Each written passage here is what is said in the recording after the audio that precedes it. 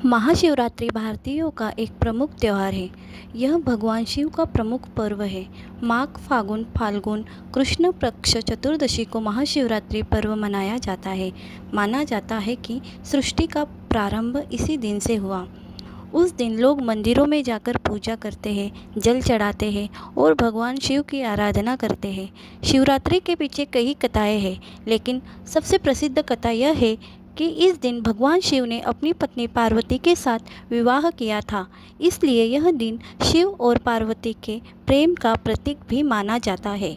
तो चलिए दोस्तों, महाशिवरात्रि की दूसरी कथा के बारे में जानते हैं।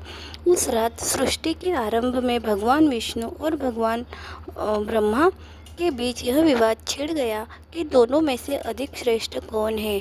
यह वाद युद्ध भीषण रूप ले रहा था। उनकी लड़ाई को रोकने और अपनी सर्वोच्चता साबित करने के लिए फाल्गुन कृष्ण चतुर्दशी की मध्य रात्रि को उस दोनों के बीच में अचानक एक विशाल, अनंत और प्रकाशमान अग्नि स्तंभ प्रकट हुआ। ब्रह्मा और विष्णु चकित रह गए। उस स्तंभ का न कोई आदि था और न ही कोई अंत। तब एक आकाशवाणी हुई कि जो भी इस स्तंभ का छोर अंत पहले खोज लेगा वही श्रेष्ठ होगा।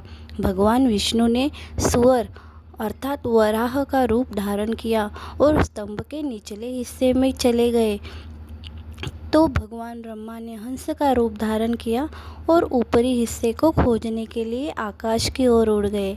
युगों तक खोजने के बाद भी दोनों का स्तंभ का अंत नहीं मिला। विष्णु जी ने अपनी हार मान ली, लेकिन ब्रह्मा जी ने केतकी के फूल के साथ मिलकर झूठ बोला कि वे ऊपरी ओर पहुंच गए हैं। जैसे ही ब्रह्मा ने झूठ बोला, वह अग्नि स्तंभ फट गया और उसमें से भगवान शिव साक्षात प्रकट हुए। उन्होंने ब्रह्मा जी के अहंकार को तोड़ा और झूठ बोलने के कारण उन्हें श्राप दिया कि संसार में आपकी पूजा कभी भी नहीं होगी।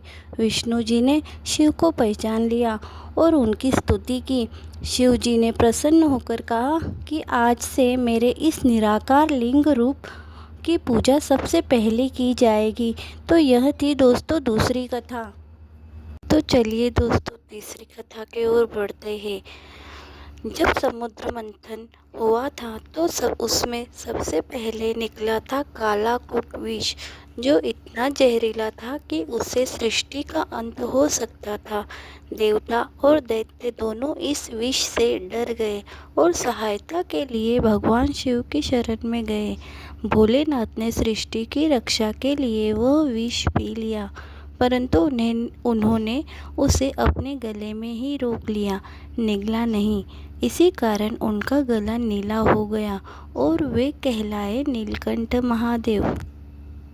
उत्तराखंड के ऋषिकेश के पास नीलकंठ महादेव मंदिर वह पवित्र स्थल है जहाँ यह घटना घटित मानी जाती है। अगर आपको महाशिवरात्रि की ये 3 पवित्र कथाएं पसंद आई हो तो वीडियो को लाइक और शेयर ज़रूर करें और कमेंट में लिखें हर हर महादेव। आप सभी को महाशिवरात्रि की हार्दिक शुभकामनाएं। जय शिव शंकर।